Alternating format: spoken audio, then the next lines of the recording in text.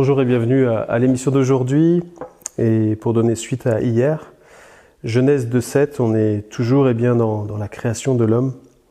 L'Éternel Dieu forma l'homme de la poussière de la terre, il souffla dans ses narines un souffle de vie, et l'homme devint un être vivant.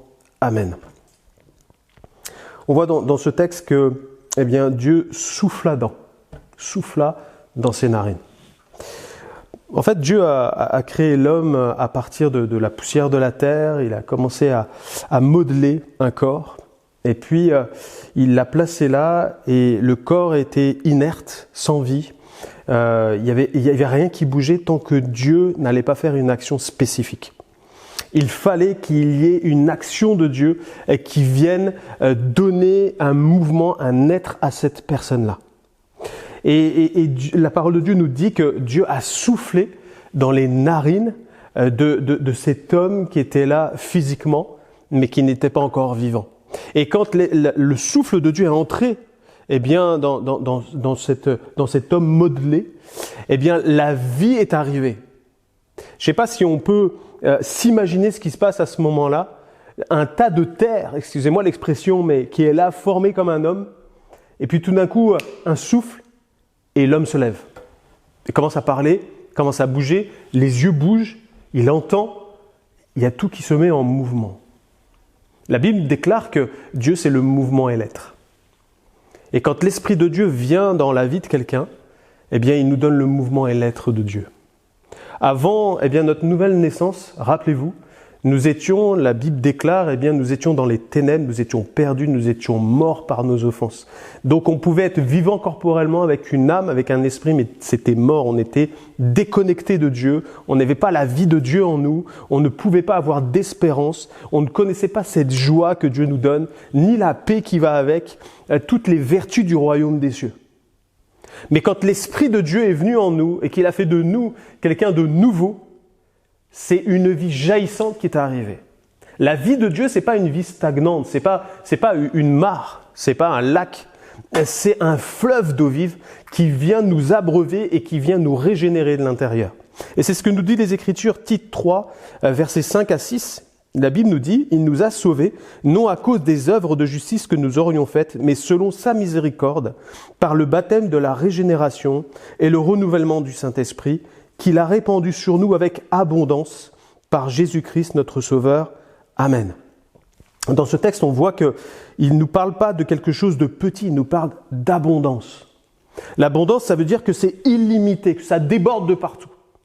Que ce n'est pas quelque chose que Dieu met à petite quantité. La vie de Dieu, c'est la vie Zoé en grec, c'est une vie dynamique, une vie qui va produire quelque chose qu'on ne peut même pas imaginer nous-mêmes. Et l'homme spirituel, l'homme né de nouveau, l'homme qui marche par l'esprit découvre cette vie-là. Comme Adam a pu ouvrir ses yeux sur un univers qui venait d'être créé, il découvre que la terre est là, les animaux sont là et que Dieu l'a créé pour diriger tout cela. Ça devait être extraordinaire et à la fois étonnant d'être placé dans un univers comme celui-là alors que Adam n'avait rien demandé. Mais Dieu avait créé quelque chose de parfait. Il n'y avait rien à ajouter, rien à enlever. Dieu avait tout préparé pour l'homme et pour la femme et toutes les générations qui allaient venir. Quand nous, nous appartenons à Jésus-Christ, que le Saint-Esprit est en nous, nous découvrons ce qu'est l'univers du royaume des cieux dans notre vie. Ce n'est pas le manger, le boire, comme disent les Écritures, mais c'est la paix, la joie, la justice par le Saint-Esprit. Alors que ces paroles t'accompagnent aujourd'hui et réjouissent ton cœur de dire « J'ai la vie de Dieu en moi » et cette vie, elle est appelée à se développer, à se répandre, à le répandre à tous ceux qui sont perdus autour de toi, qui puissent voir à travers toi la vie de Dieu qui coule. Parce que tu as été choisi pour cela encore aujourd'hui. Alors que Dieu te bénisse et puisse t'emmener plus loin avec lui dans ses projets pour ta vie. Tu as été rendu capable. Psaume 108, verset 13, « Avec Dieu, nous ferons des exploits. » Et c'est quelque chose que tu dois apprendre à déclarer dans ta vie. Seigneur, j'ai été appelé à faire des exploits pour toi, pas des exploits pour étonner les gens ou pour me glorifier, non. Juste faire les œuvres parfaites préparées d'avance, ça c'est tes exploits à toi. Toi comme moi, on est appelé à cela encore aujourd'hui.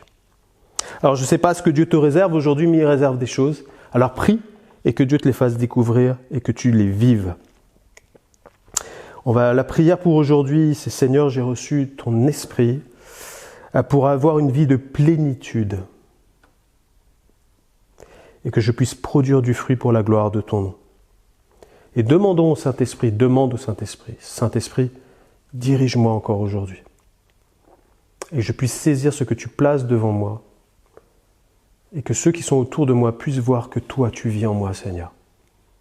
Que Dieu te bénisse et t'encourage. À demain.